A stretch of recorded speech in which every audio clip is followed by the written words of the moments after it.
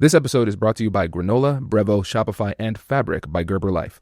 If you're in back-to-back meetings and want to stay focused while getting clear, structured notes, try Granola.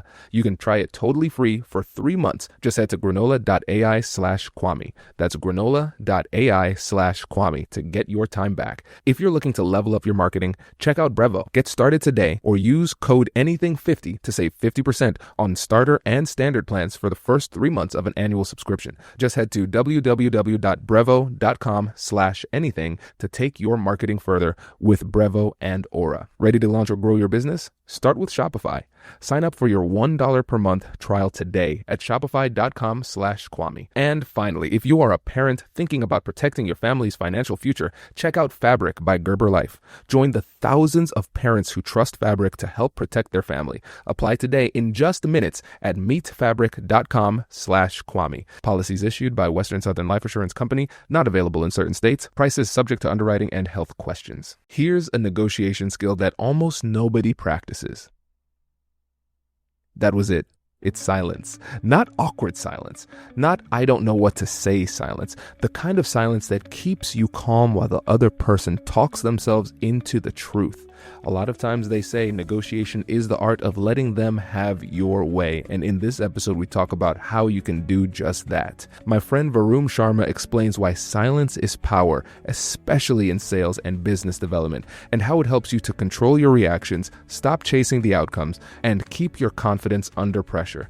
We also talk about what to do when you're dealing with someone aggressive, unfair, and straight up playing games. If you want to negotiate better without becoming colder, louder, or more pushy, let's jump into this interview.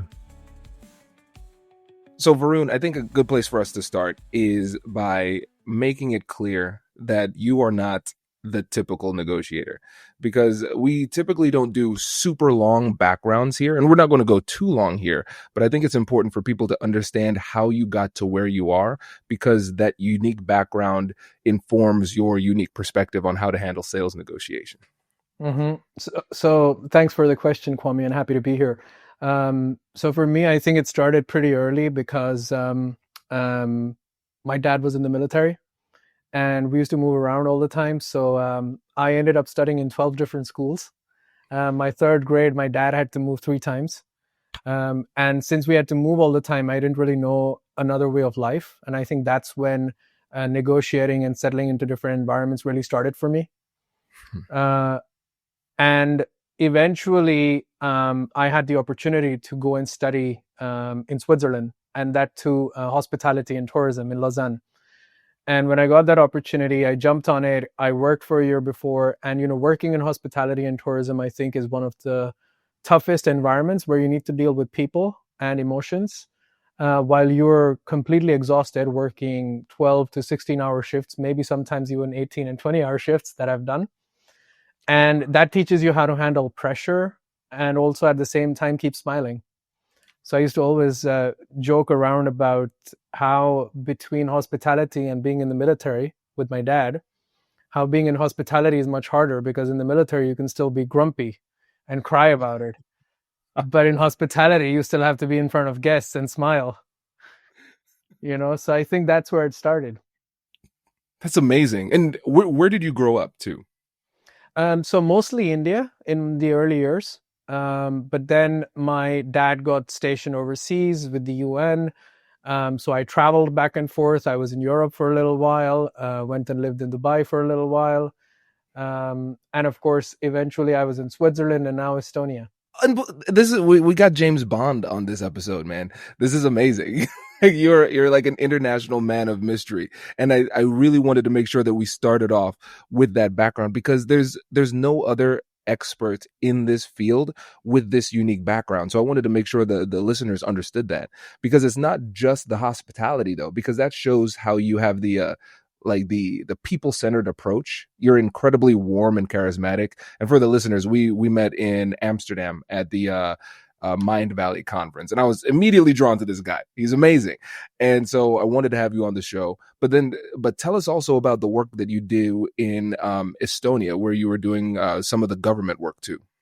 Mm-hmm. So after Switzerland, so let's start with the fact that I was working in hospitality, and at one point I realized that while I enjoy the environment, it's not very purpose driven. And so I decided to look for purpose. And that brought me into the sphere of international relations, economic trade relations, things like that. And I was back home in India visiting my parents, and at a business lunch which my uncle was organizing, I ended up bumping into the Estonian consul officer. And he started telling me a lot of interesting things about Estonia, how it's the world's most advanced digital government. It's the only country in the world where people vote online for national elections. Skype, by the way, where all of this video conferencing started, is an Estonian invention.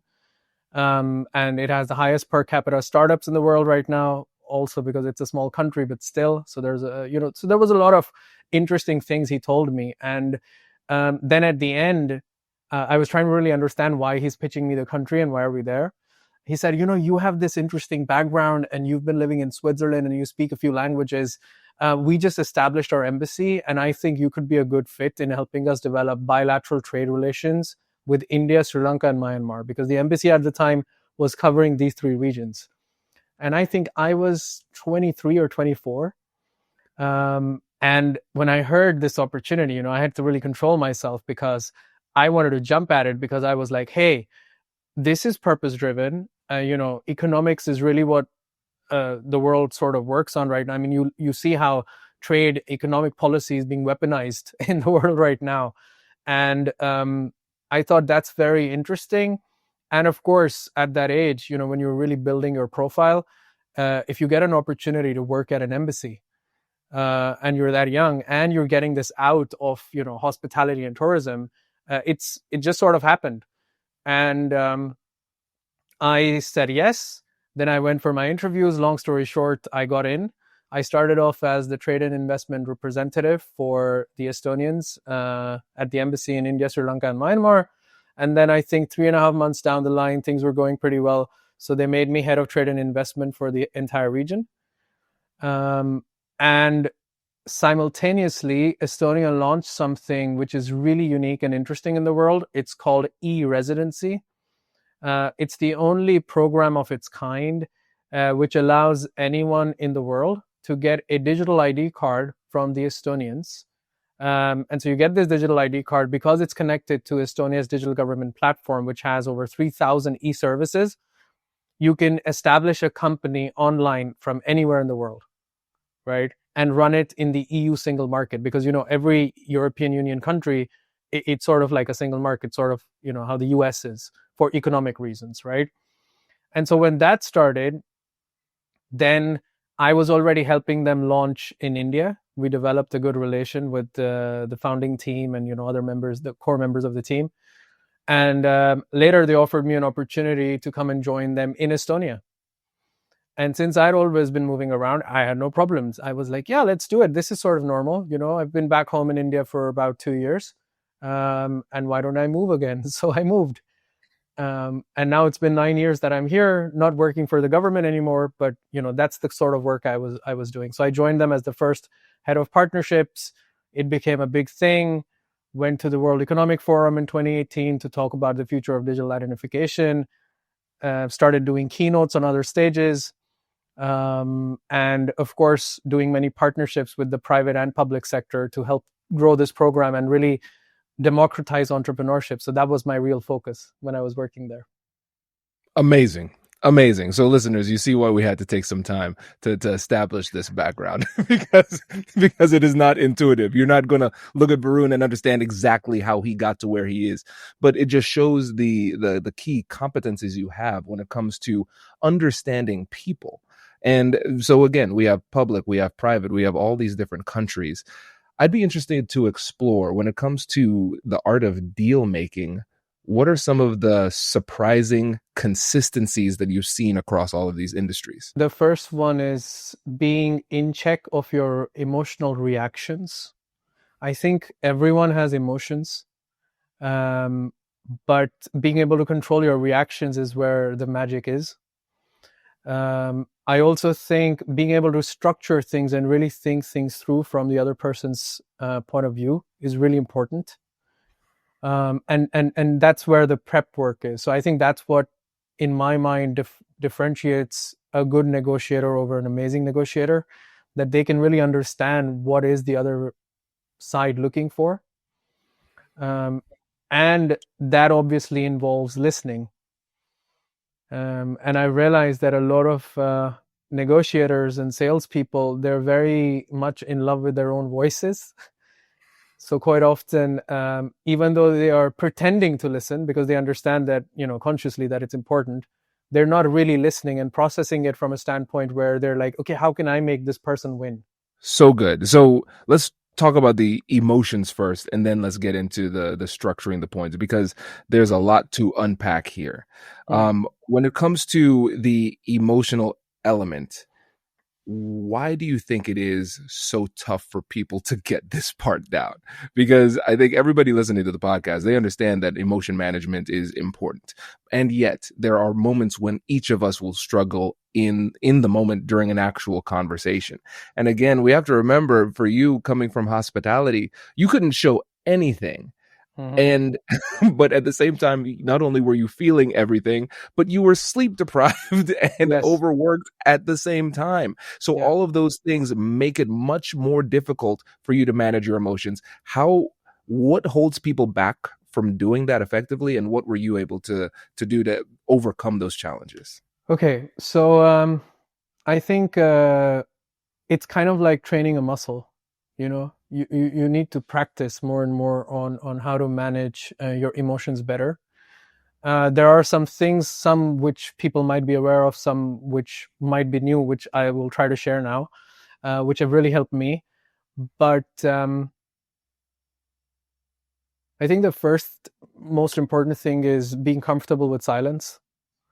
That really helps. So in a conversation, if you can really just be silent for a while and wait and be uncomfortable, because everybody wants to react, I think that really helps. Also, I feel, and I've gone through this too, right? I can't handle my emotions all the time either. There are situations which are very triggering for a person, and you will lose control of your emotions. So I think if any of us is trying to say that we can have 100% control of our emotions all the time, then that's never going to happen, because we're human, right? And I think that's a good thing, because sometimes you do need your emotions to emerge or beyond your emotional threshold, as they should, right? Otherwise, you might also get taken for a ride if you're never really expressing your emotions, right? So I think you just have to establish a very strong and comfortable threshold for yourself, until which you can control and handle your emotions, and beyond which they should come out, right? Because maybe someone's crossing a boundary and you do need to react in that time, and you don't have time to think, right? So I think that's important to sort of differentiate between those two things. But talking about handling emotions, I think, or let's put it like this: everybody will have emotions. What you can control is the reaction, right? So that's why I want to separate a little bit those two things. Stop being emotionally overstimulated. That's a really important thing. So being constantly exposed to, I don't know, drama, even if it's just content or movies, right? If you're watching too many movies which make your emotions go really high and really low, or you're living in an extreme environment where the summers are like they are in Estonia, white nights, the sun never sets, and the winters are absolutely depressing, the 3 hours of daylight, that's not good. So whatever is emotionally overstimulating you, I think try to reduce that. That's the first thing. And the other thing which is different and which really helped ground my emotions is disconnect from the outcome. It's easier said than done. But the way I started to disconnect from the outcome is I developed a very deep sense of faith in the universe, in God, in a higher power. And why that helps you disconnect is when you're negotiating or when you're speaking to someone, even if you don't get the desired outcome, you know that things are still going to go right for you in the long term. And so when you have that deep sense of trust, I think in general, you'll be able to handle your emotions and your reactions actually in a much better manner. There's so much to explore. So much to explore. Okay, so we have, first of all, controlling the reactions, utilizing silence to gather yourself, but at the Yes. same time, recognizing that if somebody crosses a line, sometimes it is okay, appropriate, and sometimes necessary to let that go. But Yeah. what's important to recognize is that you're doing that with intentionality. Right. I think about emotions kind of like nuclear energy. So, Yes. nuclear energy can be really powerful. It can power a city cleanly, and then it could also blow up and vaporize everybody, right? And so with that nuclear energy, you have to say to yourself, okay, how do I use this in a clean and effective way to generate the right type of energy? So you Mhm. take that time, you pause, you slow down and realize, okay, I need to focus, keep that smile on and re-enter the conversation. Or sometimes, hey, no, this person is crossing a line. I've got some energy for you. And we're going to make Yeah. sure that you respect that boundary. And the other thing that you said, which I think was incredibly terrifying and disheartening for people, was recognizing, hey, listen, you're probably overstimulated when it comes to negative energy. Think about that's the essential purpose of social media. If they don't Yeah. get you to feel things, then you're not going to stay on the platform. And so we are hyper exposed to lots of toxicity, lots of conflict, emotionality in ways that don't move us forward. So we need to think about what our daily appetite is for this negativity, because it will translate into other areas of your life. You Yes. know, just it's just how the brain will work. And then I think a big part I want to take some time to go deeper in this is disconnecting from the outcome, because especially when you think about the Western mentality as it relates to business and life, it's always outcome oriented, very Mhm. effortful and driven toward the outcome. And so I think for a lot of people, it's hard to reconcile the fact that you're here teaching us how to negotiate effectively, and the fact that you have negotiated exceptionally well in all of these industries. And at the same time, you've gotten great outcomes while being disconnected from the outcome. So can you help us to reconcile this, because I think a lot of people are confused but intrigued. So where should we start? Let's start maybe with the social media and all of the stimulus that we have exposure to right now. I think I was having this conversation with a friend the other day, and we were talking about, she was like, I constantly keep ending up in these situations where, certain negative things happen around me. And I said, where you should start, because this is where I started about 3 years ago. I said, start listening to better music. I said, you may like the music and the melody and the rhyme. I said, but have you actually tried listening to the words and what they're saying? And then she said, I recently started doing that and I realized how negative it is. I said, it's influencing you. And it used to influence me. I found one track, when I was in Denver on a trip, and it was some kind of Christian rock pop music, but it sounded really good. And it was also very meaningful. And I was like, listen, this is great. And then from that, I started looking for, similar music. It doesn't have to be religious. Yeah, that's not where I'm going with this. But I just started finding similar music, which was positive as well, with the lyrics, right? Started listening to a lot of progressive trance when I'm in the gym. So Armin van Buuren's always on my playlist, right? And that's uplifting. That's taking you in a different direction, and it helps you visualize things better. And so it's a combination of many things. Also, stop watching dystopian movies all the time. I know they're great and they sound amazing, but if you keep doing the same things that everyone else is doing, you're going to have the same life, right? It's that simple. So I think being mindful and becoming more and more mindful as time goes by around what you're surrounded with. And it obviously also goes down to the company you keep.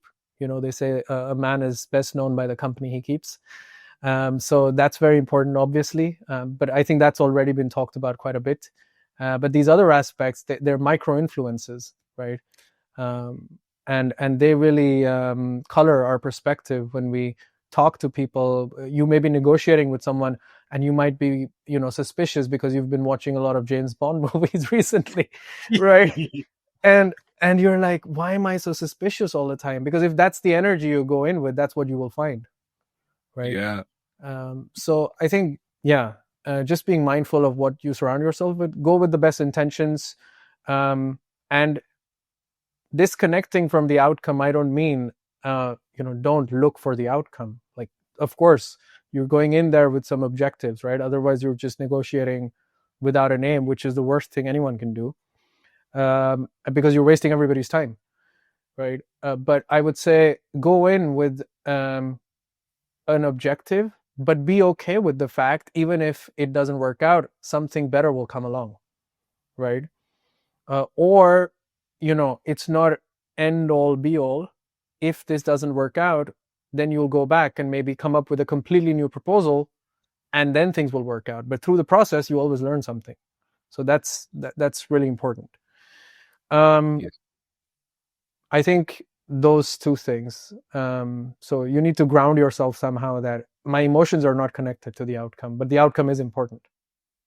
100%. This is brilliantly articulated, because you're so right. Because what you're recognizing is the work that is required to negotiate effectively starts well before the negotiation. Yes. Right? Because you're doing what's required to put yourself in a positive mental state to manage your emotions effectively, so you're not overdosing on negativity and problematic perspectives before going into the conversation.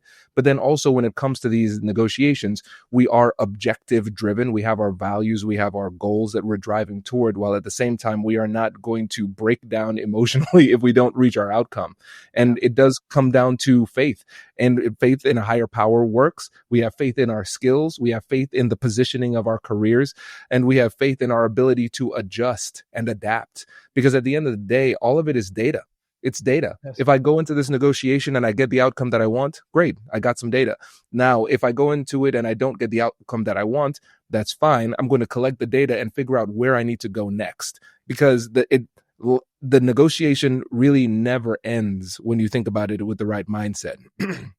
This particular interaction might end, this opportunity might end, but when we're thinking about the negotiation of life, we're just trying to position ourselves for the next best move that we can make. So we need to collect the data, see what did you do well, try to do more of that. What mistakes did you make? Try to accept that and learn from it and not make the same mistake twice. And also recognize that you could still perform perfectly and not get the outcome that you want. And that's okay too. Because if we can, again, emotionally disconnect from the outcome and learn to accept it while still driving towards our goals, that is the sweet spot. Because it leads us to negotiate with undue amounts of pressure. Because if I feel like I need this deal in order to be well or survive, then I negotiate like my life's on the line, and then I might make ethical shortcuts, I might make inappropriate concessions, and ultimately I might force a deal that never should have happened. I couldn't have put it better. I agree with 100% with everything that you said, and I think there's two important things, right? So there has been this thing which has been said around how negotiate as if your life depended on it. And there are people who negotiate like that. But if you actually ask them, it's not that they're negotiating with their life depending on it. They're negotiating because they recognize it's other people's lives depending on it, right? Right. So I think that's the difference. And I think that's important to know, because even if you're representing an organization, your family, whatever, there are other people who are depending on the outcome. So do it for them. And I think that helps to somehow ground you a little bit, because you feel responsible towards other people, right? There might be situations in which you're negotiating as if your own life depended on it. But I think that takes a different kind of training for people to sort of manage their emotions. And we won't go into that zone. But that's more like, if you're in the FBI or you're working in the military, and you learn how to, if you're taken hostage, then you learn how to negotiate. But that's really different. And so you can't exactly transmute everything from all sectors. I think that's important to understand. If you're in sales, if you're in tech sales, there's a certain way to negotiate. If you're in hospitality sales, there's a different way of negotiating, right? And also what you're looking for. So I think it's also a bit more nuanced. And recognizing those nuances is very important, because that's when you can be really well prepared for a certain specific kind of negotiation. And when you feel that you're prepared, you're confident, right? Mm-hmm. And when you are confident and you go in there, you feel less emotional or less unstable, right? So preparation beforehand, understanding who you're going to meet, what it's going to involve, understanding the deal, looking out for contingencies, I think that's where the lion's share of the work really lies. I agree 100%. And I want to transition a bit to sales negotiation in particular, because you're doing some incredible negotiations and deals right now in the private sector. Let's start off by talking about some of the recent work you've been doing as it relates to business development and the company you're with. And then we can talk about how you approach those business development sales type of negotiations. So I have my own company. I do consulting and help with business development and sales. Different companies. For the past 3 years, I've been focusing more and more on sustainability. One of my major clients right now is in the hydrogen space. So you were talking nuclear. Hydrogen is equally, flammable. And the other thing that I'm doing is organizing a conference on sustainability. It's the largest in Northern Europe, together with other people. And so I've been trying to be more focused on that because, once again, purpose and the results of doing anything in sustainability is scientifically measurable. So it's very easy to see, the difference that you're making. But coming back a little bit to negotiating in the space, it's all very new, and negotiations are often very hard. And what I would say the process for me and also for other people in negotiating is mostly focused on building a relationship, right? So I think you cannot negotiate with someone if they don't trust you. You can try, but if there is no foundation, I think it's going to be a very rough and hard negotiation where one or the other party will always feel that they're on the losing end.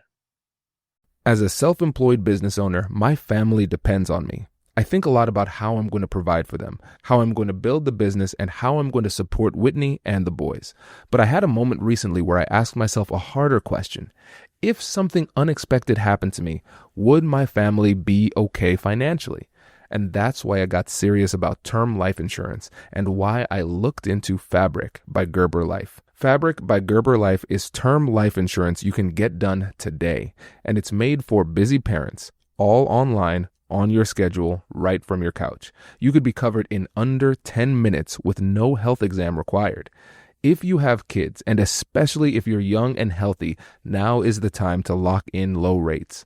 And even if you already have life insurance through your employer, it might not be enough to fully protect your family, and it probably won't follow you if you leave your job. Fabric has flexible, high-quality policies that fit your family and your budget. We're talking $1 million in coverage for less than $1 a day.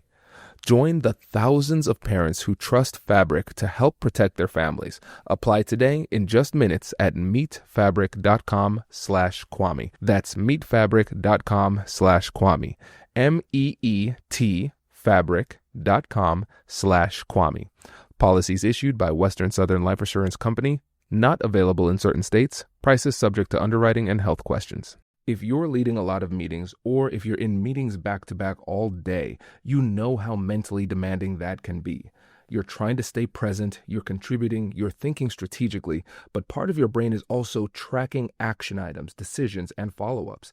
That's why our team uses Granola. Granola is an AI-powered notepad built for the way real people actually meet. Here's how it works.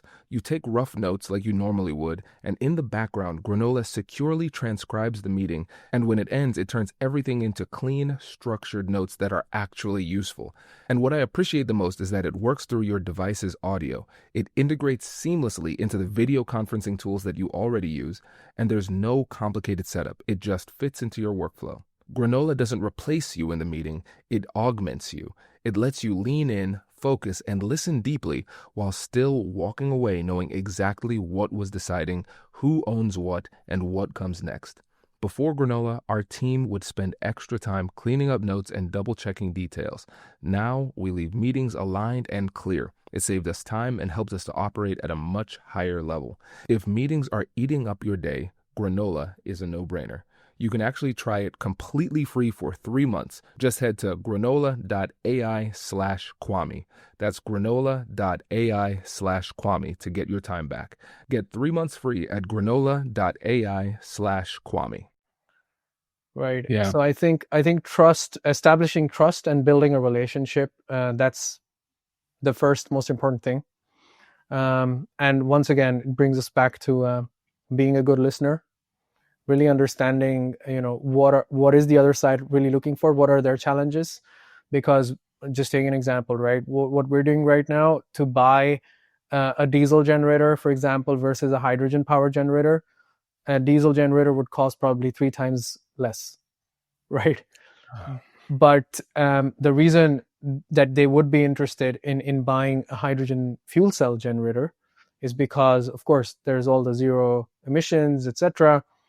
But it always comes down to the cost, right? Because we're living in a world right now where markets are volatile, trade policy is volatile, nobody really knows what's going to happen.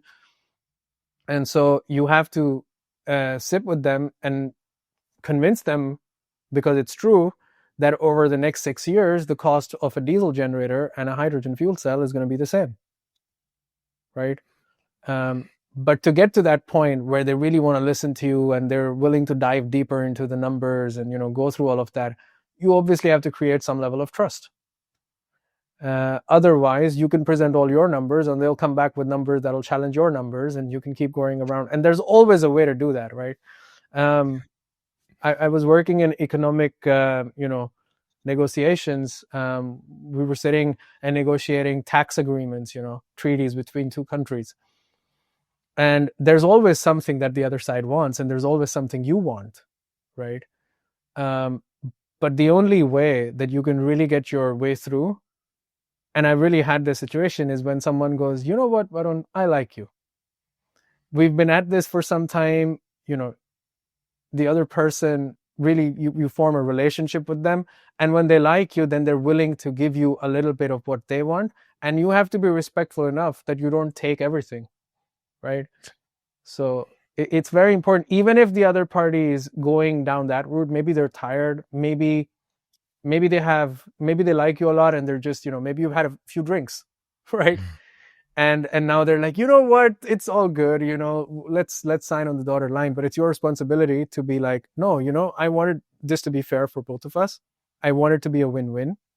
And so this is what is really important to me, and this is what is really important to you. And you should know that, right? If you don't know what is really important to you, I think that's also a big problem. If you think, no, what I want is all of it, then you're not negotiating. Absolutely. And let's dig into this too, because this is something that I believe, but I don't think is shared enough when we're talking about negotiation and sales. Because I think some people might come into this with the mentality of, my goal is to extract as much value as I can from the other person. So like some kind of, money seeking mosquito, just drain all of the value out of the other person. And they don't care about the well-being of the other side. But it sounds like your philosophy is vastly different, because not only do you care a lot about what it is that you hope to accomplish, at the same time, you care about them and you don't want to take advantage of them, even if you could. So I want you to talk to any ruthless capitalists out here who might be shocked at that mentality. What goes around comes around, right? In one or the other way. You might win a lot in business, but you'll lose out on relationship if that's how you want to train yourself to be, right? So a lot of ruthless capitalists have great professional lives and business lives, but they have really crappy personal lives. And that's the reason, because if you become a certain way, it will trickle over to other aspects of your life, right? So I think it's important that you're a strong negotiator, but you're a long-term negotiator. You're not negotiating, 5 deals with these guys, take everything, and then that's it. If you are able to establish the level of trust that I'm, always trying to with certain people, and sometimes it doesn't work, honestly. But if you manage to do that most of the time, I think you win respect, you win friends, and that is a very important part of negotiation, because all of us are moving around. I used to work in hospitality so many years ago. I was working in government at some point at a very high level. Now I'm working in the private sector and I'm in sustainability. So you never know who ends up where, right? So I think keeping this long-term perspective is really important. You can be, a shark if you want to, but it won't really get you too far. And I would say, forgetting, let's say, something like Shark Tank, where they're all playing roles, it's not real. I mean, it is, but it's not, right? In real life, I'm pretty sure they're not negotiating the way you see them on TV. It's not as entertaining, right? And this is something we really need to understand, because if they'd been screwing people over constantly, at some point those people would come after them when they get really famous and really rich and everything, right? So you want people to support your growth instead of look at yourself later when you are doing well and be like, how can I bring this person down because they wronged me, or they took too much, or because even if people don't say it to you now, you know what you did and they feel it, right? And that's the important thing. I mean, sometimes it might happen. You might be in a corner with a lot of pressure from management to perform and deliver results. Yeah, it can happen, and that's totally fine. But what is the general approach you take most of the time? It's really important because it's going to influence every other aspect of your life. You're so right. You're so right. I think a lot of times when we focus on just extracting as much value as possible from the other side, it's very short term thinking, because they're going to recognize that. At some point, they're going to realize that. And they'll either, A, choose not to do business with you ever again, or B, they'll go out of their way to do business with you to get back at you. It's like, okay, Varun, I remember what you did. I remember, actually, I was doing a negotiation training one time, and a guy was telling a story. He was in procurement, and he said they had a good relationship with one of their suppliers, but then the market shifted, and now there's only one company in the industry that supplied this widget, whatever it is that they needed for production. So it was a single source situation. And so he remembers that the person from the other company called and said, hey, we're increasing our prices 10%. There's nothing you could do about it. If you don't do it, we're going to stop shipping, and now you won't be able to produce the machinery that you need. And so he said, please don't do this to us. Don't do it. And he did it. And people listening might say, this doesn't sound at all realistic, but it is. This happens all the time in the procurement space. And yes, there are contracts, but the thing is, it takes a long time for the law to come in and address and enforce the contract in the right way. The business damage would have already been done months before. And so they had to pay more.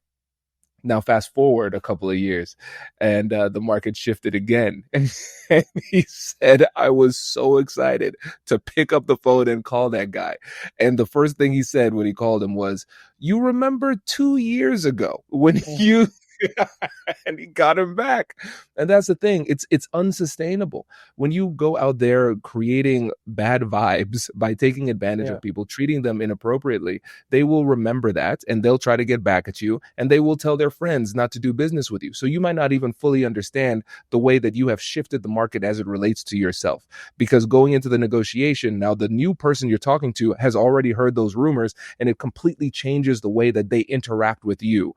Right. So I think it's really important to fully appreciate this. And I know, though, you've also had times where you have your ethos that you bring into the conversation. You focus on the relationship, you focus on trust. And now you're going against one of those sharks who say, Varun, forget that. My job here is to take advantage of you. So how do you handle those situations when you have this approach, but the other side isn't playing ball? Interestingly enough, you were already getting to this point, and I was already thinking about it because I'm going through a negotiation like that right now. And the easiest way is always first, remain completely professional. What I mean by that is, after a certain point, if you feel, the emotional approach in such a situation, when I say emotional, I really mean being sympathetic, empathetic, really being like, listen, what are we really looking for? Let's get together. Let's figure out a solution. That's step one, right? If you're having a hard time negotiating a contract, getting to a place where you can both see eye to eye, say, look, we're both people. Why don't we get together? Let's have a cup of tea. Let's have a drink, whatever works for you. And let's try to figure this out and find a win-win for everyone, right? If that doesn't work, the second thing is remove the emotions and negotiate purely based on the style that you see them negotiating in. If it's being contractual and legal, then you do that, right? And you need to be strong at these things, right? So it's kind of like, I don't know, being an MMA fighter, right? If you have your skills, you can't just be good at one martial art because it's mixed martial arts. So you need to master different skills. And so if it's legal, then you need to have that eye for detail. You need to understand the law. You need to consult other people.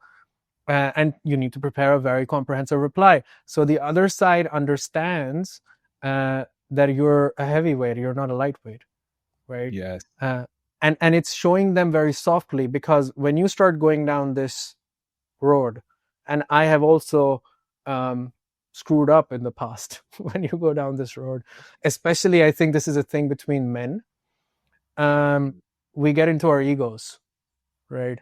So I'm stronger than you are. I don't need you. And so I'm going to try and get everything that I want because you're trying to screw me over, right? Yeah. And it's very hard to center yourself. So you need to take some time, maybe talk to people who are close to you because they help ground you and center you. And then when you're finally there, then you understand that I don't need to be like this person. Them wanting whatever they want doesn't speak anything about me as a person, does not make me weak, right? And it's just that this is a negotiation, and I'm going to negotiate as I would any other deal, right? So I think that's very important. And then finally, if things aren't going the right way and you feel you're being taken advantage of, you have two choices, right? One is you walk away. And normally that is possible. And you walk away and it's fine. It might be the biggest deal for you today, but in 2 years, it'll be maybe the fourth biggest, right? Mm-hmm. So I think that's important. The other thing is, if it's really something that they've wronged you, then you need to explore your options. What are your options? Are you going to get it, the lawyers involved? Is there going to be some kind of arbitration?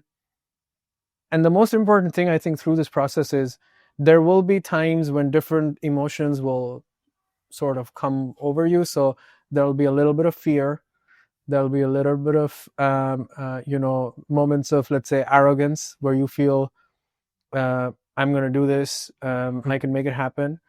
And I think there will also be a moment when you're angry, right? Because you can clearly see what's going on, and you feel like the other party may not recognize your talent, your intelligence, your goodness, and that's okay, but that's on them, that's not on you. So handling the emotional part and having your options clearly laid out in front of you, and also having alternatives to saying, if I don't walk away, then this happens. You need to have that whole game plan in front of you. I'm the kind of person who normally visualizes it. But I would say for most people, sit down and draw things out. I think that would really help. Picture this. It's late at night, you're scrolling, and you see something that you've been looking for. You click, you add it to your cart, and head to the checkout. But then it happens. You can't remember your password. You don't have your wallet nearby, and you start thinking, I'll just come back to this later. And that's when you see it. That purple Shop Pay button. One tap, done. It's one of the smoothest checkout experiences out there, and as someone who has studied decision-making for a living, I can tell you, reducing friction changes everything. Shopify is the commerce platform behind millions of businesses all around the world, and 10% of all e-commerce in the United States, from brands just getting started to major household names. With hundreds of ready-to-use templates, Shopify helps you build a beautiful online store that matches your brand style. It's packed with AI tools that write product descriptions, create page headlines, and even enhance your product photography, helping you to move faster. You can create email and social media campaigns to reach customers wherever they're scrolling. And you can manage everything from one place, from inventory to payments to analytics, without juggling multiple platforms. See less carts go abandoned and more sales go with Shopify and their Shop Pay button. Sign up for your $1 per month trial at shopify.com/Kwame. Go to shopify.com/Kwame. That's shopify.com/Kwame. Are you ready to take your business's marketing to the next level? Meet Brevo, the all-in-one marketing and CRM platform built to help you connect with customers, boost engagement, and grow your business smarter. With Brevo, you can manage all of your customer interactions in one place, nurture leads with their built-in CRM, and reach your audience through email and SMS, and keep them coming back with powerful automations. But here's where it gets really exciting. Meet Aura, Brevo's AI assistant. Aura helps you craft smarter campaigns by suggesting personalized content, optimizing send times, and even analyzing performance data to help you improve your strategy in real time. It's like having a marketing expert on your team 24/7. And of course, Brevo offers advanced analytics, seamless integrations, and AI-driven personalization. Everything you need to craft multi-channel campaigns that hit the mark every single time. Get started for free today or use code ANYTHING50 to save 50% on starter and standard plans for the first 3 months of an annual subscription. So just head to www.brevo.com/anything and take your marketing further with Brevo and Aura. I agree. This is powerful because this goes back to what you talked about before about preparation. So you're actually mapping this out. You're thinking about it almost like an athlete too, where they visualize the conversation beforehand. So what if it goes this way, that way? So you felt like you've already been there before to a certain extent. And I love the idea of during that preparation, this is just using the BATNA, understanding your BATNA, your best alternative to a negotiated agreement. So if this doesn't work out, then what are my alternatives? What will I do? And the way to find confidence in these tough situations is just simply asking this question: how will I find a way to be okay? And if you can't answer that question and your feeling of being okay, feeling safe, feeling successful, feeling worthy is completely in the hands of the other side, then you've already lost. It's game over, because then now there's a massive discrepancy in need, because for whatever reason you've attached your value and self-worth to this outcome that's in the hands of this other person, and now you're going to be more willing to make inappropriate concessions to get the outcome that you feel like you need. So this process of actually writing out your alternatives so you know beforehand is going to be very important. It gives you so much more confidence, because at the end of the day, even if the person is disrespecting you, mistreating you in the negotiation, you can sit back and say, I don't need this person. I already know what I'm going to do if they don't show up, right? And then I like the fact that we're staying professional through all of this. The way that I think is like, if I'm negotiating as if I'm emailing them. And if I'm emailing people, I assume that everybody's going to see it. In my mind, there's no such thing as a confidential email. So I pretend like people are watching so people can't say, oh, Kwame said this or did this or anything. Nope. I want to be completely unassailable. And you never know who's recording too.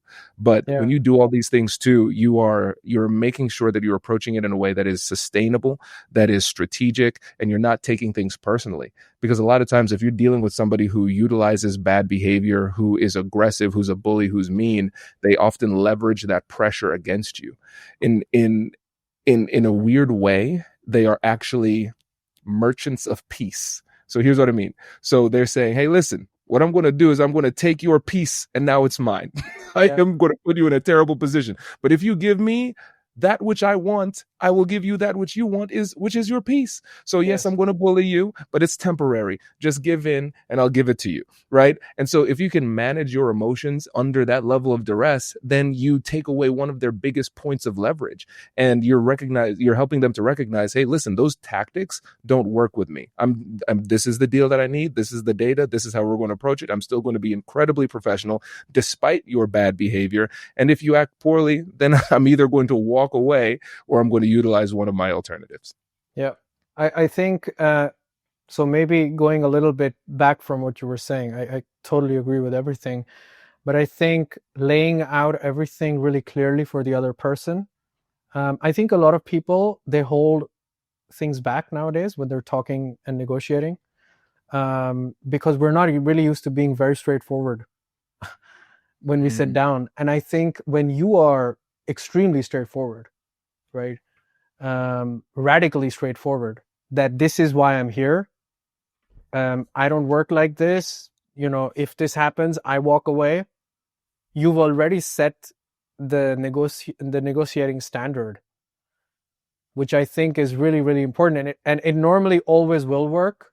Of course, there are always cases where it might not, but we will always rely towards, what might always work. And I think this is really important.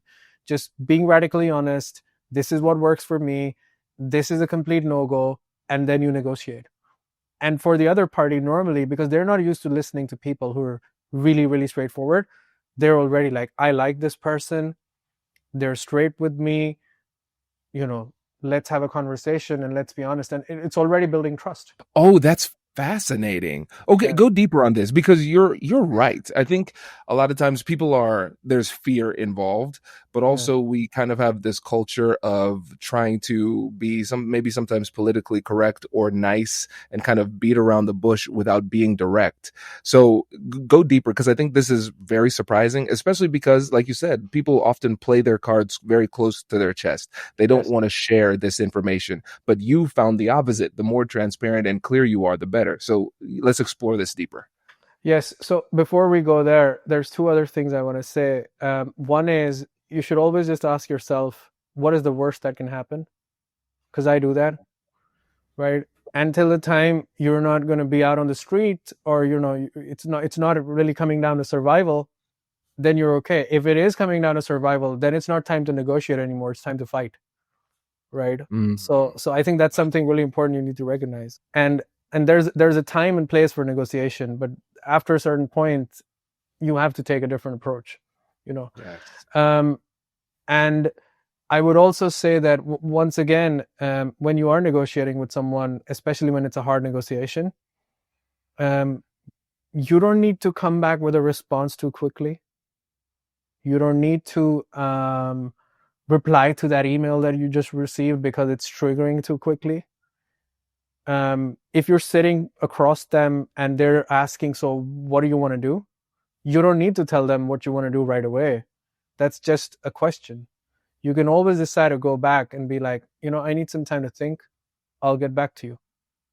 Because when you ground yourself, the emotion, the charge the emotions have on you, it sort of dissipates. It becomes much easier. And then you start being more creative, right? So sometimes you may give a proposal to someone and they may come back with a counter proposal, but you're still negotiating along the same lines.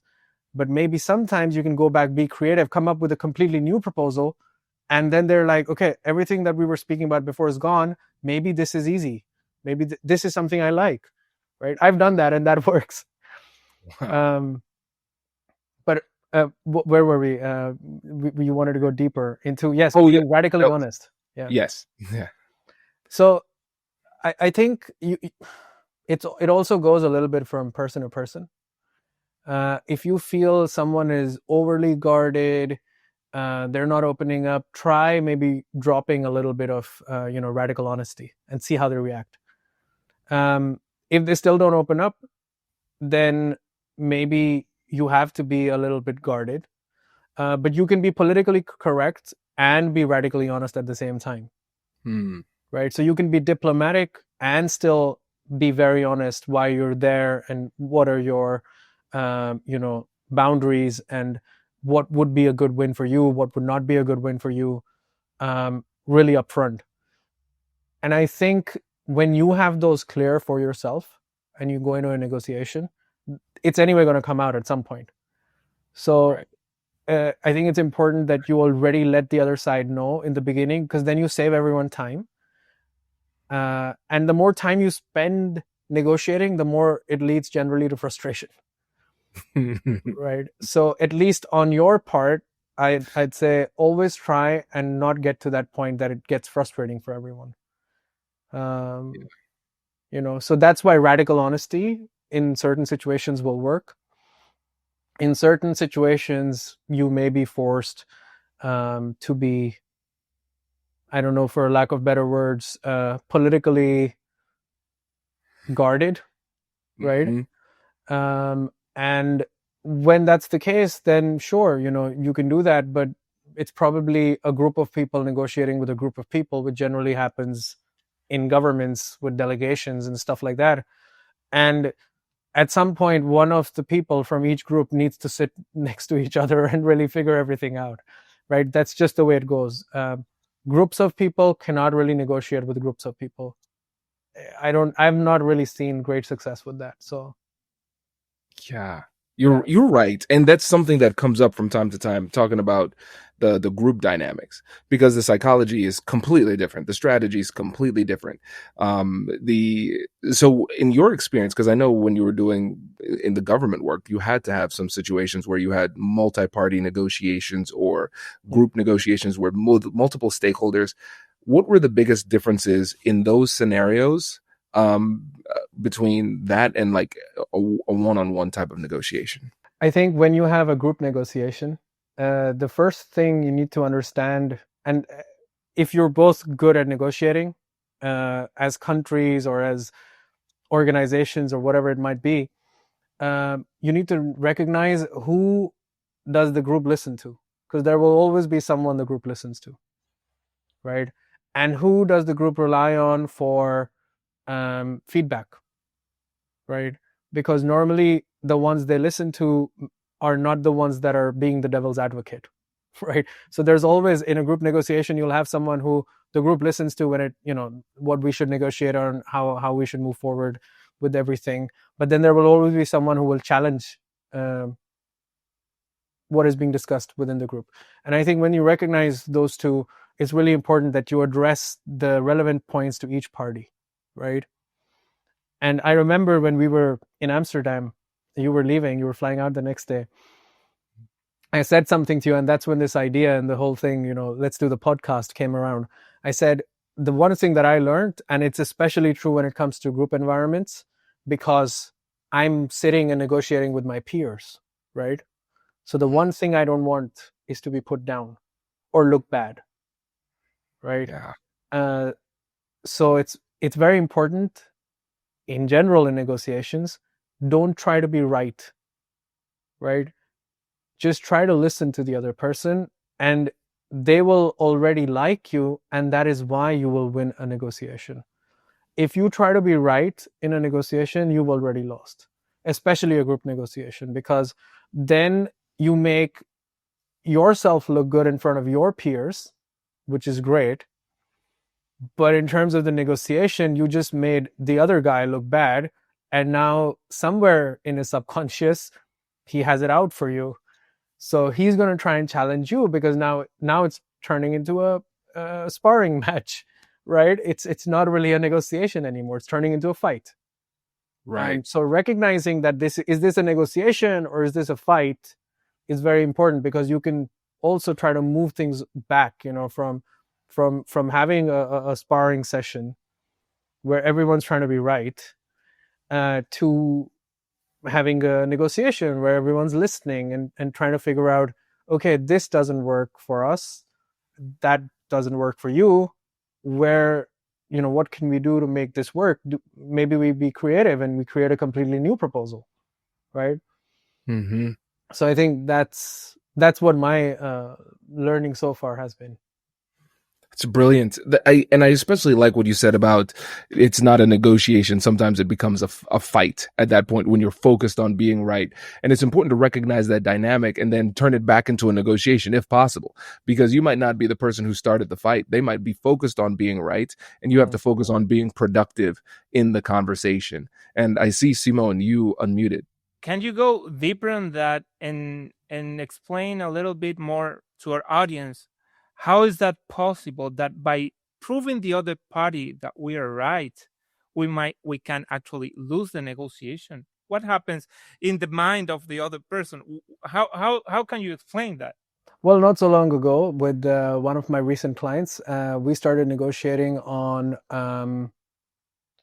They wanted me to take 2 weeks off because they hadn't received funding, and I was telling them that this is not right, because it's non-contractual, right? Because as per the contract, you need to give me a 30-day notice. I haven't planned anything, and this was one day before I'm supposed to take these 2 weeks off.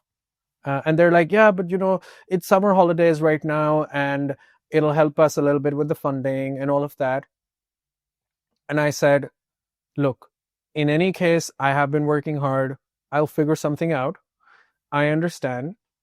And but what I would like is that later, once season is on, then you give me the opportunity to make up for this time, and you don't actually take it off my monthly retainer, right? And that was okay. So I didn't try to be right, and that was my first instinct, right? And a lot of times your first instincts can be very wrong.